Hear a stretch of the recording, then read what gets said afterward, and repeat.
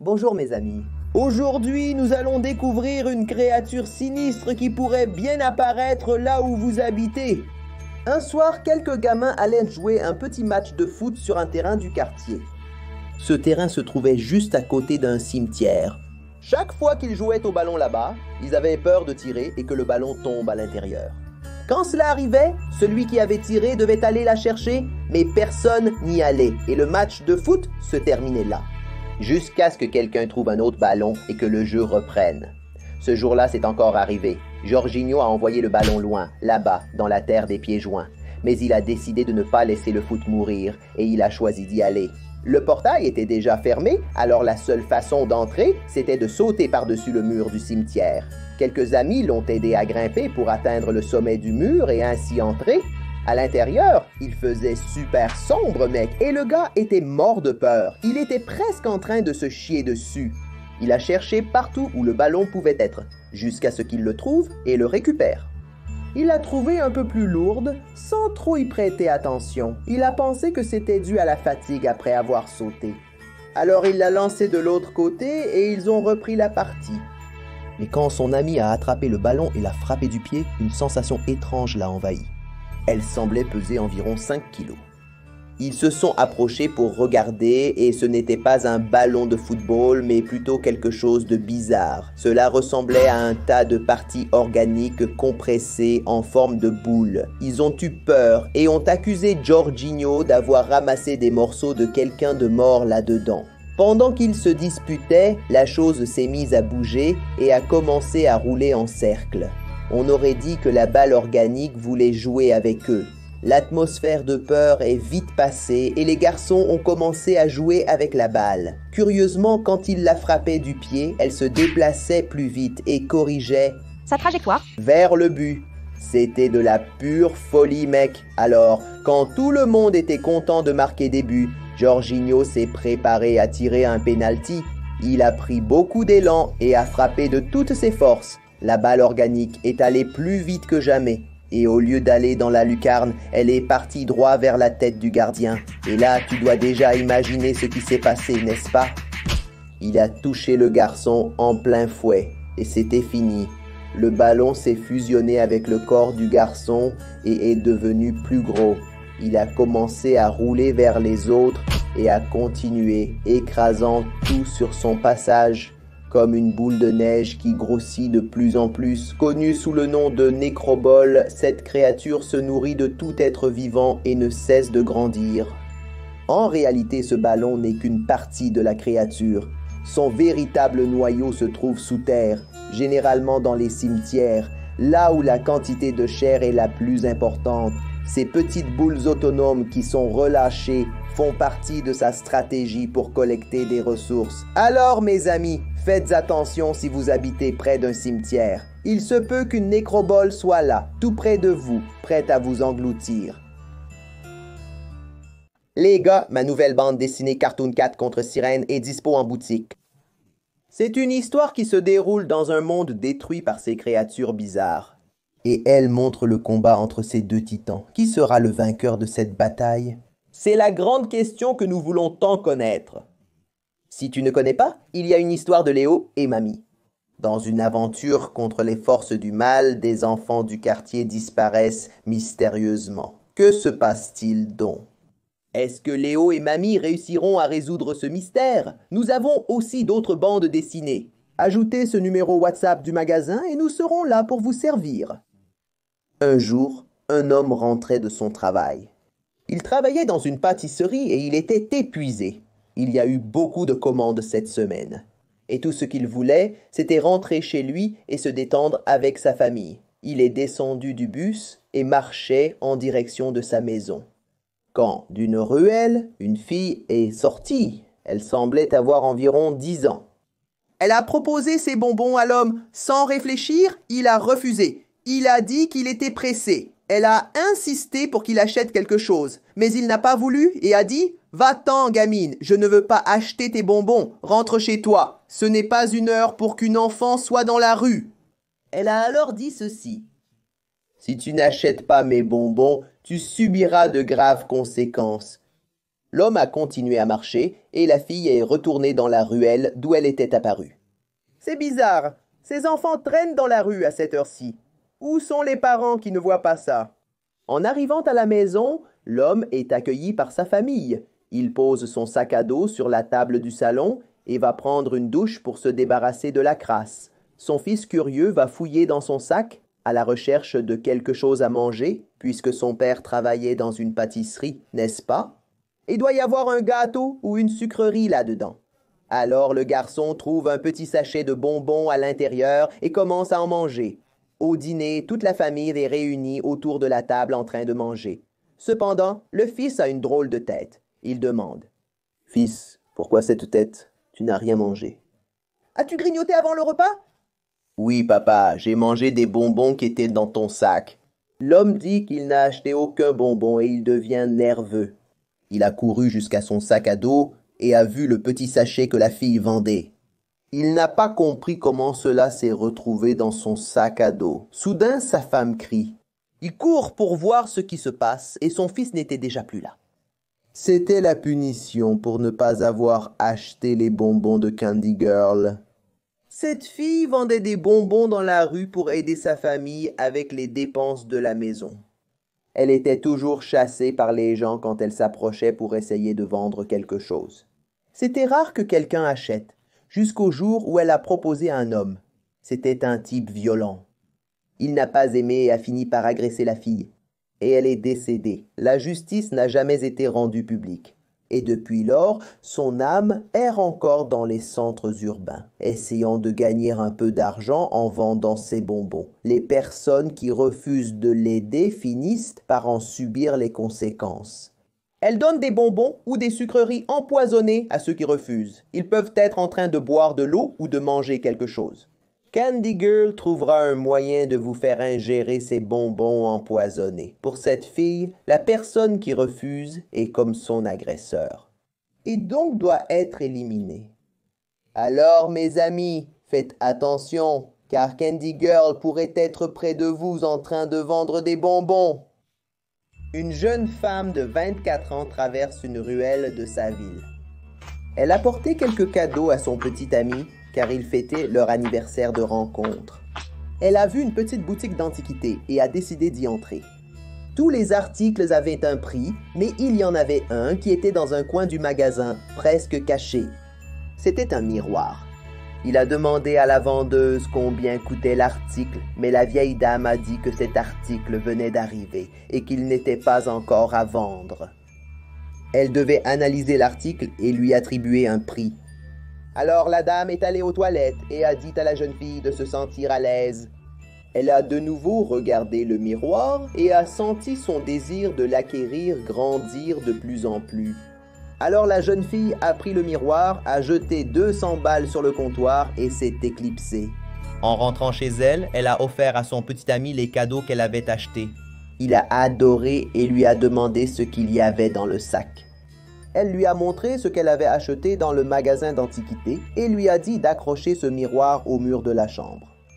Après le dîner, ils sont allés se coucher. Il a commencé à faire de drôles de cauchemars. Il sentait qu'il y avait quelqu'un d'autre dans la chambre en plus de deux. Alors elle se réveille et va vers l'objet qu'elle a acheté. Elle le contemple et regarde son reflet pendant un moment. Elle ne l'avait pas remarqué, mais le miroir a maintenant un reflet différent. Dans l'obscurité, il semble que l'image devienne légèrement tremblante. Alors elle retourne au lit et s'endort. Le lendemain, son petit ami remarque qu'elle n'est pas dans le lit.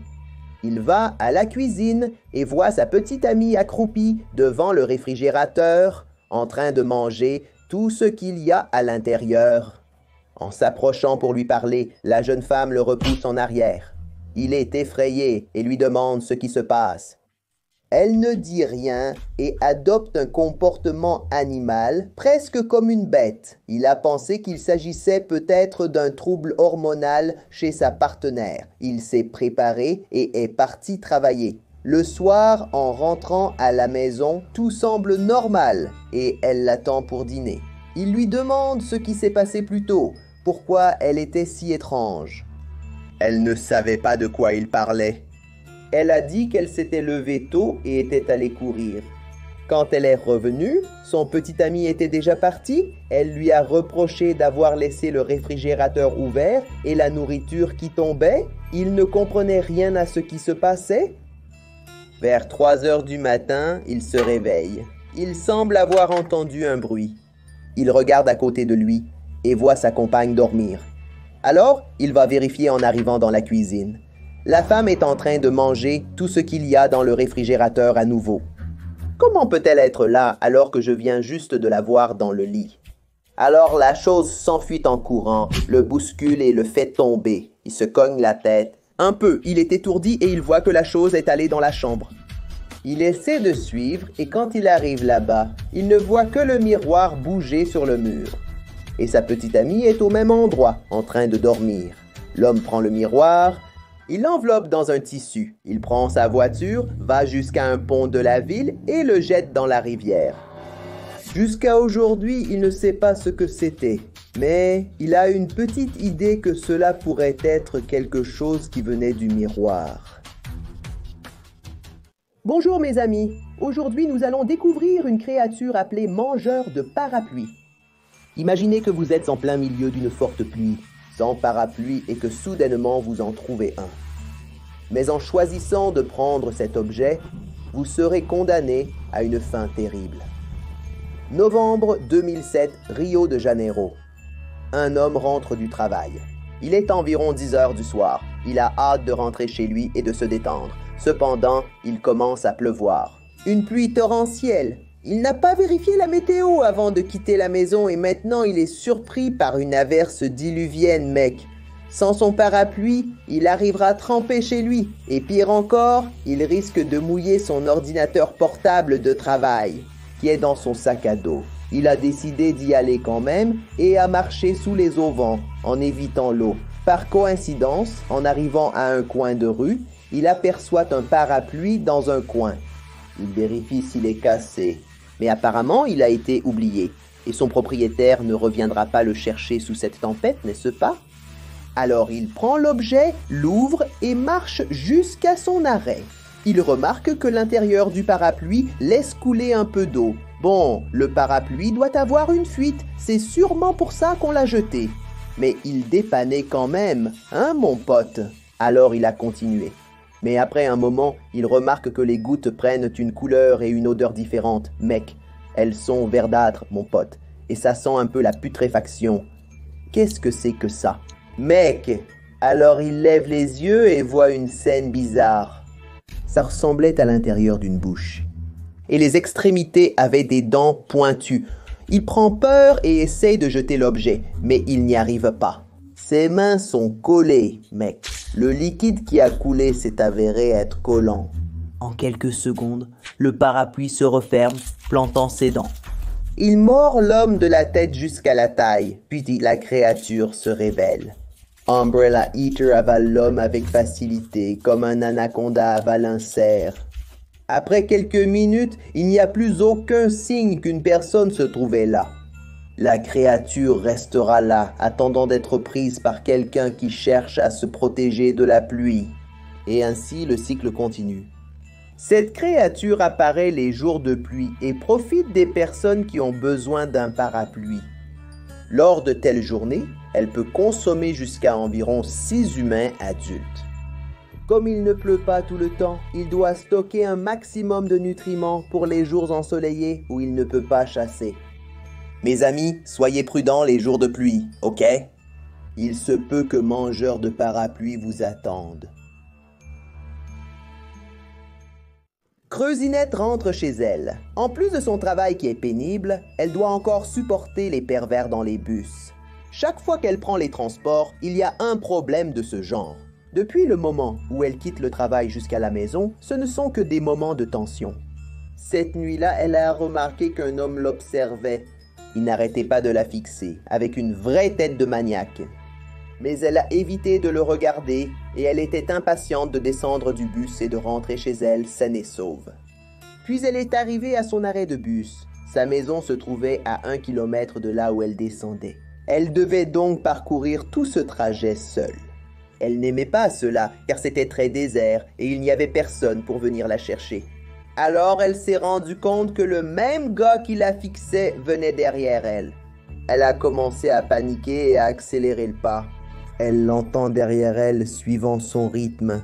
Son cœur s'est déjà mis à battre plus vite. Elle n'avait jamais vu cet homme auparavant et elle était sûre qu'il n'avait pas de bonnes intentions, jusqu'à ce qu'il parvienne à la rattraper et à lui saisir le bras. La jeune femme crie et appelle à l'aide, mais personne ne vient. Aucun voisin n'apparaît. Alors l'homme voit quelque chose et elle parvient à se libérer du malfaiteur. Elle ne reste pas pour voir ce que c'était et s'enfuit de là, parvient à rentrer chez elle en sécurité et se verrouille à l'intérieur. Il lui faut un certain temps pour se remettre. Dès qu'elle le peut, elle appelle la police pour signaler ce qui vient de se passer. Le lendemain, en sortant de chez elle et en marchant dans la rue, elle voit une foule et est intriguée. Qu'est-ce qui se passe là-bas? Est-ce qu'il s'est passé quelque chose? Et quand elle s'est approchée, elle a vu l'homme de la nuit précédente transformé en pierre. Les habitants se demandaient qui avait mis cette statue-là. S'agissait-il d'une intervention artistique? Elle savait que ce n'était rien de tout cela. D'une manière ou d'une autre, le gars a été pétrifié. Peut-être que c'était cette chose qui est apparue. Quelque chose de surnaturel a transformé ce déchet en pierre. La jeune femme ne le savait pas, mais il s'agissait d'une entité surnaturelle connue sous le nom de Méduse. On pense que cet esprit était celui d'une jeune femme qui a vécu il y a environ 300 ans et qui est morte à la suite de mauvais traitements. Quand elle est arrivée au ciel, elle a dit qu'elle ne voulait pas entrer et que son but serait de rester sur terre pour rendre justice. Alors, son esprit est resté ici, confiné dans le monde des humains. Et maintenant, chaque fois qu'elle voit une femme en détresse, elle intervient et pétrifie le salaud d'agresseur, lançant sa malédiction. Il reste une couche rocheuse à la place de la peau, mais l'intérieur reste organique pendant quelques jours. Et petit à petit, la pétrification progresse jusqu'à ce qu'il ne reste plus que de la roche. Alors, mes amis, si cette histoire sinistre vous a plu, laissez un like et commentez ci-dessous, d'accord? Je m'arrête ici. Salut! Tard dans la nuit, un garçon dort paisiblement dans son lit. Quand soudain il est réveillé par un bruit étrange, il pense que c'est un membre de la famille qui entre dans la chambre, mais quand il regarde bien, il voit que non, et il entend à nouveau le bruit, mais cette fois, il arrive à percevoir que ça vient de sous son lit. Il pousse un cri en appelant son père, qui arrive tout de suite dans la chambre pour savoir ce qui se passe. Alors il dit qu'il y a quelque chose sous son lit et qu'il pense que c'est un monstre venu le chercher. Le père pense que c'est juste dans la tête du garçon, non? Mais à force d'insister, il finit par se pencher pour regarder. Et là, il est choqué. Il voit son fils sous le lit avec un visage effrayé. Le père est sous le choc et n'arrive pas à dire un mot. Le garçon qui est en dessous dit alors « Papa, je suis content que tu sois là. Il y a quelque chose sur mon lit. » Le père regarde encore une fois vers le haut. « Alors, papa, qu'est-ce qu'il y a là-dessous? » Tu as trouvé quelque chose? Il ne comprend pas ce qui se passe. Il prend le fils qui était sur le lit, ferme la porte à clé et va dans la chambre du couple. Le garçon dort entre eux, se sentant plus en sécurité. Le père n'arrive pas à dormir correctement, car il a été témoin d'une scène troublante, mon ami. Le lendemain matin, en ouvrant les yeux, il y a une brume rouge qui plane dans la chambre. Il se rend compte que son fils n'est plus là. Et quand il se lève, il voit qu'il a une grave blessure à la poitrine. Sa femme à côté, la même chose. Quelqu'un les a sauvagement coupés. Il essaie de réveiller sa bien-aimée, mais sans succès. Avec beaucoup de difficultés, il va jusqu'à la chambre du garçon et déverrouille la porte. Il voit que le garçon dort sous le lit. Et il se réveille. Alors, papa, qu'est-ce qu'il y avait sur le lit? Le père reste paralysé, il ne sait pas quoi dire. Il pense simplement qu'il a pris le mauvais enfant la nuit précédente et l'a mis dans son lit. Plus tard, à l'hôpital, il est constaté qu'un de ses reins a été retiré, ainsi qu'une partie du foie de sa femme.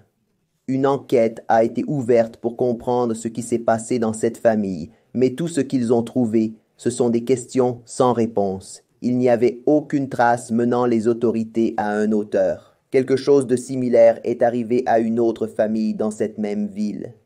Ils ont rapporté qu'une femme et sa mère avaient eu des parties du corps coupées et que l'auteur ressemblait à la fille de 6 ans. Jusqu'à aujourd'hui, on ne sait pas comment ni quand cette chose va apparaître et voler des parties du corps des gens. Un soir, un homme était dans son chalet en train de se préparer à dormir quand il a soudainement entendu la porte se fermer. Il est allé jusqu'à la fenêtre et a vu son fils, Géraldinho, marcher dans la cour. C'est étrange, qu'est-ce qu'il fait réveiller à cette heure-ci? Il a appelé le garçon qui n'a pas répondu.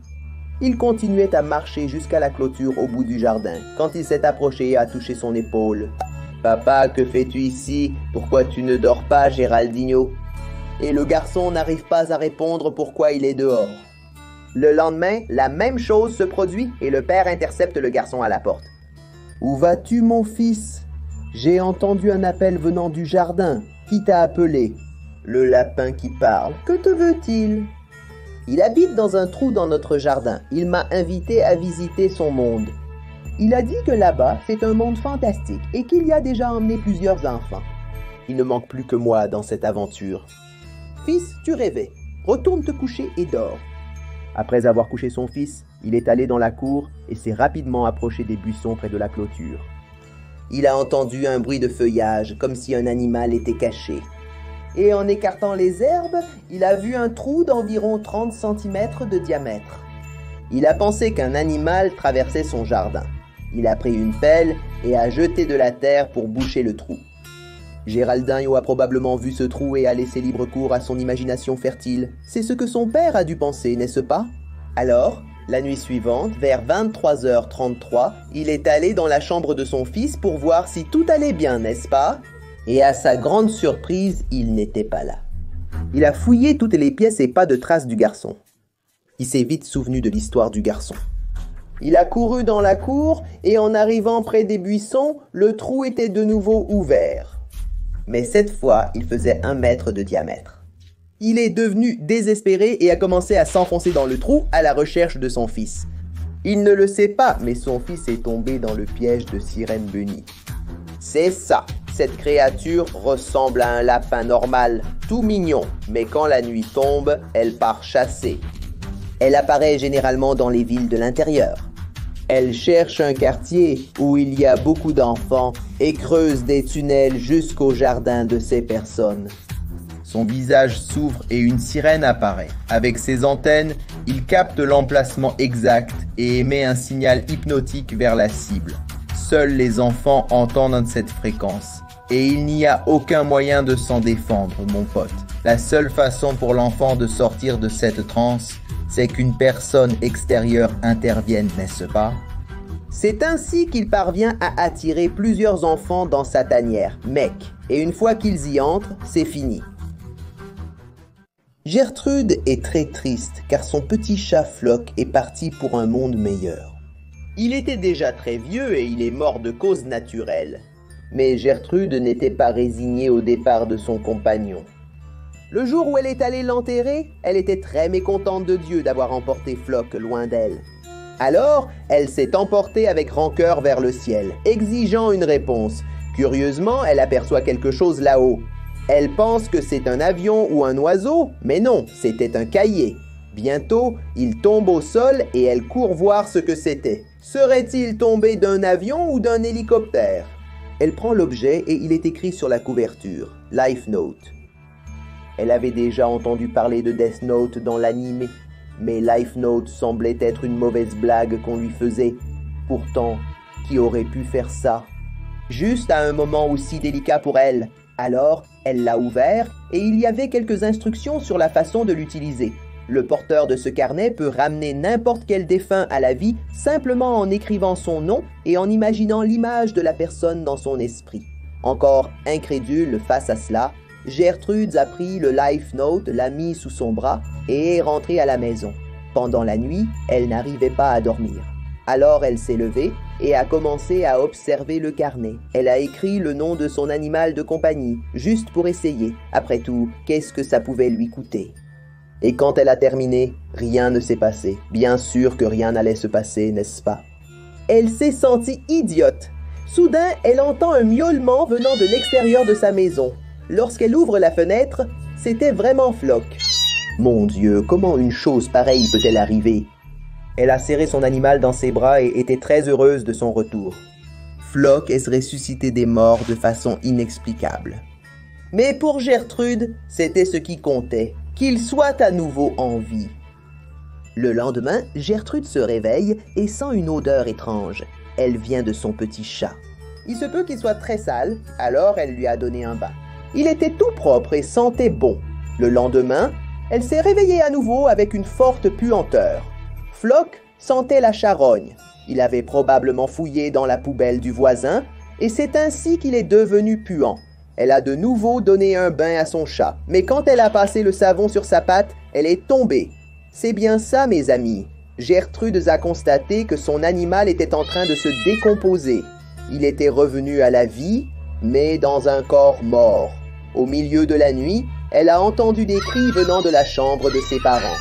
Elle s'est réveillée en sursaut et est allée vérifier. Ils avaient été attaqués. L'animal qu'elle connaissait n'existait plus. Et à la place, c'était une bête zombie assoiffée de cerveaux humains. Après tout cela, elle a été obligée de l'enterrer à nouveau. Et avec lui, le Life Note. Bonjour mes amis! Imaginez que vous prenez un bain dans la piscine, que vous nagez tranquillement, et soudain, l'eau commence à changer de couleur, elle devient rouge. Et après 10 secondes, vous vous rendez compte que l'eau qui était là s'est en fait transformée en sang. Thomas était un adolescent de 14 ans, et il était dans sa nouvelle résidence. Il était heureux d'avoir emménagé dans une maison plus spacieuse. Et le meilleur, c'est qu'il y avait une super piscine. Il prenait le soleil tranquillement sur sa bouée et lisait son manga préféré, jusqu'au jour où quelque chose s'est passé. Son chien, Dantada, a commencé à aboyer. Il a dit au chien de se taire, car il n'arrivait pas à se concentrer sur son histoire. Mais le chien insistait pour aboyer. Il était concentré à regarder l'intérieur de la piscine quand le garçon s'est rendu compte que toute la piscine était rouge. Comment cela a-t-il pu arriver? Quelque chose est tombé. Un produit chimique est-il tombé dans l'eau pour qu'elle devienne comme ça? Et quand il a touché, il s'est rendu compte que c'était du sang. Il a dû ramer avec ses mains pour atteindre le bord et appeler ses parents. Mais il a fini par voir une ombre sous lui. Ça ressemblait à une créature. Il est devenu encore plus désespéré de sortir et soudain un tentacule géant a émergé devant lui dégoulinant de sang. Juste après, il a été frappé. Son chien Dantada ne savait pas nager et tout ce qu'il a pu faire, c'est courir dans la maison en aboyant, essayant d'attirer l'attention des parents de Thomas. En réalisant qu'il se passait quelque chose d'étrange, les parents sont sortis et ont tout vu comme avant, sauf que la bouée était crevée et le manga préféré de leur fils était au fond de la piscine. Ils ont regardé pour voir si le garçon s'était noyé, n'est-ce pas? Mais aucun signe de lui. Ils ont appelé leur fils dans le jardin, mais aucune trace du garçon. Ce fut la dernière fois que Thomas a été vu. Des cas étranges ont commencé à se produire après cela, avec des créatures bizarres surgissant de flaques d'eau ou de piscines et attaquant des gens. On croit que Red Pool est une manifestation surnaturelle qui peut apparaître n'importe où il y a de l'eau, attaquant ainsi et se nourrissant des humains.